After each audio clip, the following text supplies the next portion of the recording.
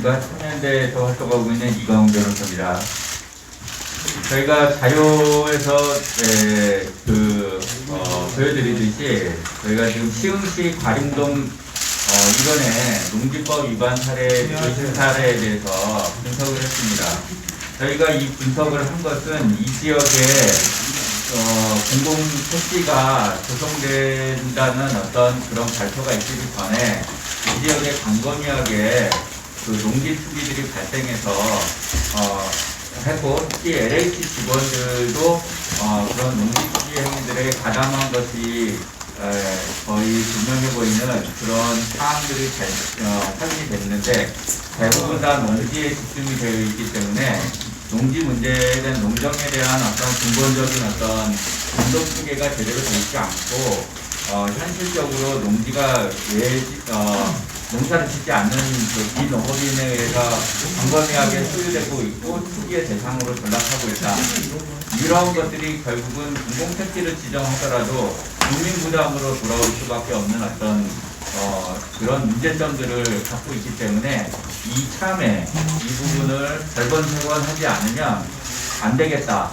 특히 좀 전에 말씀드렸듯이 고위공직자에 대한 어떤 수사나 또는 기부상 어떤 관련성이 있는 어떤 직원들의 어떤 그런 투기 의혹 이런 것들도 상형으로 이루어졌을 가능성이 높은데, 그런 조사를 아무렇게나 조사할 수가 없기 때문에 거래에 대해서 조사는 해야지만 그런 부분에 대한 의혹들을 밝혀질 수 있다. 그런 분들을 재차 강조드리기 위해서 저희들이 이 조사를 실시한 것입니다. 조사 대상은 2018년부터 2021년 2월까지 매매된 이 지역의 토지 중 지목이 전답인 토지들을 조사했습니다. 대상 지역은 말씀드린 대로 시흥시 가림동의 일원입니다. 조사 기준은 토지거래 가액 및 대출 규모 추정치라든지, 그 다음에 토지 소유자의 주소지, 그 다음에 다수 공유자의 매입 여부 등이고, 그 다음에 필요한 경우에 저희가 일부는 현장에 나가서 실사도 했습니다. 자료는 저희가 국토부 실거주가 자료하고 인터넷 등기소를 했고, 등기소에서 등기부를 발급을 받았고요. 또 아까도 말씀드렸지만 지금 요새 워낙 네이버라든지 다음이라든지 이런 데 보면 위성 사진이라든지 큐뷰 같은 것들이 잘 들어있기 때문에 최근에 촬영된 사진들도 상당히 많았습니다. 그래서 현장에 가보지 않고도 현장 상황들을 대체로 확인할 수 있는 자료들이 많이 있어서 그런 것들을 활용했습니다. 보시면 대표적인 의심 위반 사례들을 좀 보시겠습니다. 지금 첫 번째로 토지거래 가액과 또는 대출 규모가 농업 경영 목적이 아니라고 의심할 만한 거액의 거래들이 빈번하게 출현하고 있는 것을 알 수 있습니다. 그래서 여기에 있는 대상 토지들을 하나씩 실제 사용 용도도 저희들이 확인을 해봤고요. 농업 용도로 사용하지 않는 토지들이 대부분이라는 것을 확인했습니다. 이 중에는 물론 농지도 있습니다. 농지가 일부 있지만 워낙 거액의 금액이 거래가 돼서 실제 이 금액을 지불하고 농사를 지을 수 있겠는가 하는 의심이 들만한 정도의 수준의 거액의 거래들이 많았습니다. 저희가 주변에서 시집척 중에서 농사를 짓는 분들이 가끔 있는데, 그런 분들을 통해서 확인을 해보면 이렇게 거액을 토지에다 투자하고 수익을 굉장히 어렵습니다. 따라서 이런 부분들은 농지를 통해서 어떤 농업 경영을 통해서 수익을 얻으려는 목적보다는 수색 차익을 얻으려는 목적, 혹은 다른 용도를 전용해서 사용하려는 목적이 강하다, 이렇게 추정할 수 있겠습니다. 몇 개 사례를 좀 보시면, 지금 보면 예를 들어 6번, 7번 같은 경우에 대출이 채권 최고액이 19억 8천이나 돼요. 그 토지가 넓지도 않은 3,300제곱미터 국실지에 걸쳐서 이렇게 돼 있는데, 매매 금액도 상당히 크거니와 또 이후에 대출도 상당히 많아서 그 세세한 정의야 저희가 알 수 없지만 이런 정도의 부담을 지고 어떻게 농업 경영을 하겠는가, 예, 라는 것들이 의심이 될 만한 사례죠. 10번의 농업, 전 2,331제곱미터 닥치잖아요, 전이. 이게 21억에 거래가 됐어요. 채권세 구액이 19억 5,600. 이렇게 어마어마한 돈을 들이고서 농사를 져가지고 수익이 발생할까, 여러분들이 생각해보시면 이자가 얼마인지 생각을 해보시면 쉽게 짐작을 하실 수 있을 거라고 생각합니다. 채권 채권이 4억 원만 넘어도 담보대출 금리가 예를 들어 2, 3%, 3%냐 가정하더라도 월 7만 원의 대출 이자가 발생합니다. 물론 이자율은 저희가 그냥 임의로 얘기한 것이고요.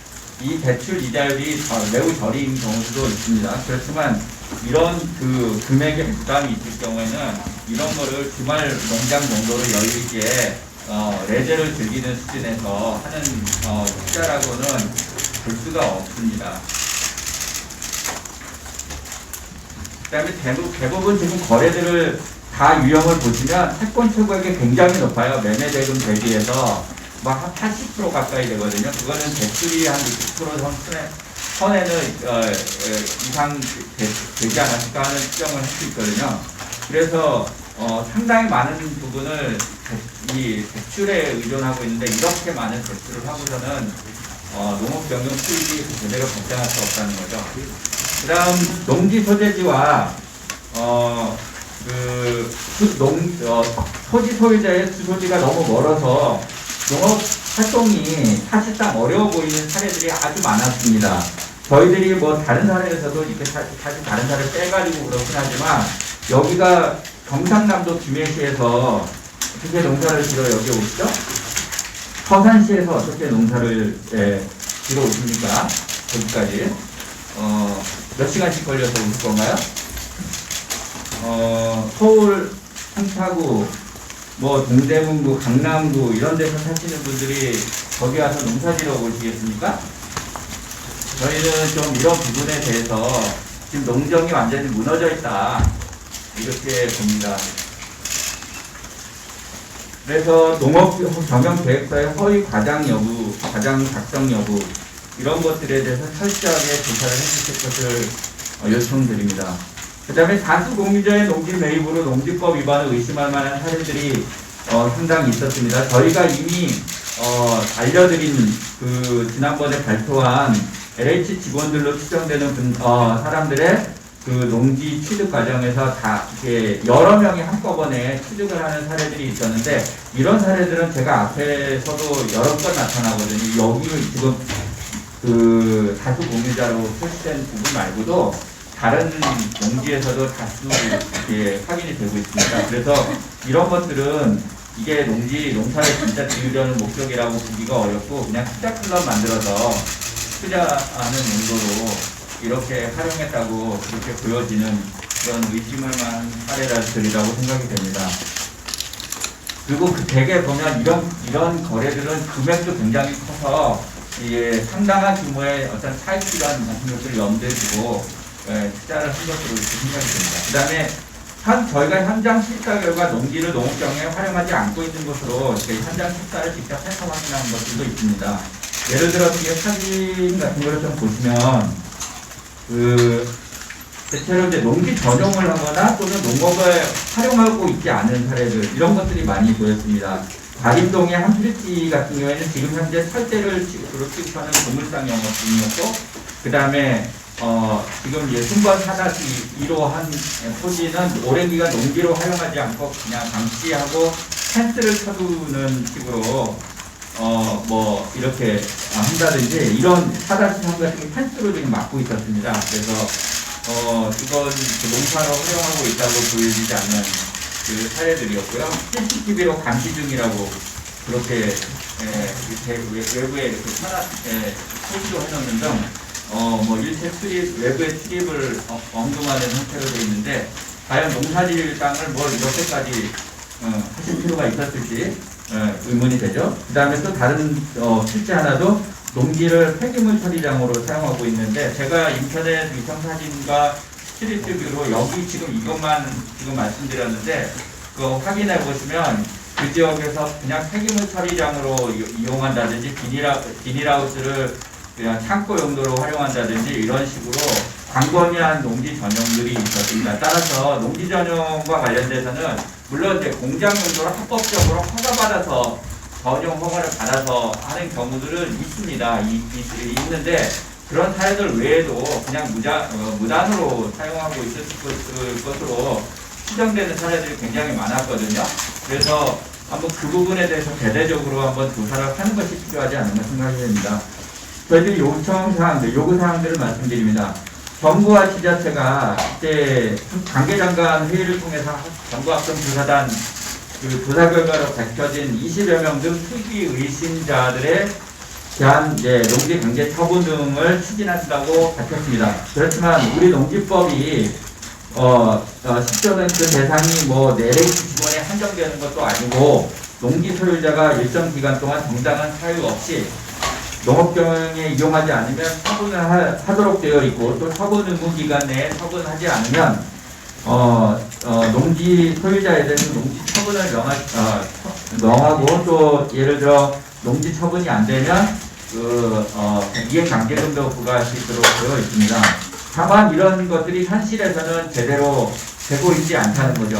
그래서 현실적으로 농업에 대해서 농지 실태조사 같은 것들을 시행하고 매년 그런 부분에서 그 처분 명령 및 과징금 같은 것들을 부과한다고 해도 농지의 전용 형태, 그 다음에 비농업인의 농지 취득, 이런 그 관리 부실 등은 지속적으로 발생하고 있고 그 규모가 날로 커지고 있는 상태라서 지금의 현재 정부의 감독 체계나 정부와 지자체 감독 체계나 이런 수준만으로는 도저히 이걸 막을 수 없는 상태로 보여요. 그런데 이걸 방치하고서는 예를 들어 어느 지역의 도시 외곽에 공공택지를 지정한다고 한들 다 이런 문제가 있을 거라고 생각이 들거든요.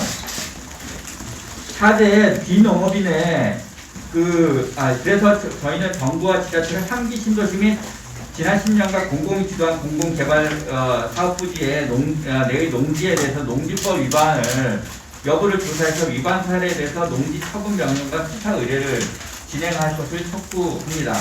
아울러 차제 비농업인의 농지 취득의 문을 대폭적으로 열어주고 있는 현재 농지법이 농지의 보존과 관리를 매우 어렵게 하고 있는 근원이라고 판단하여 농지 투기와 농지 전용을 붙이고 있는 지금 현행법을 개선해서 헌법의 경자유전의 원칙에 부합하게 농지 소유 및 임대 제도를 근본적으로 개선할 것을 촉구합니다.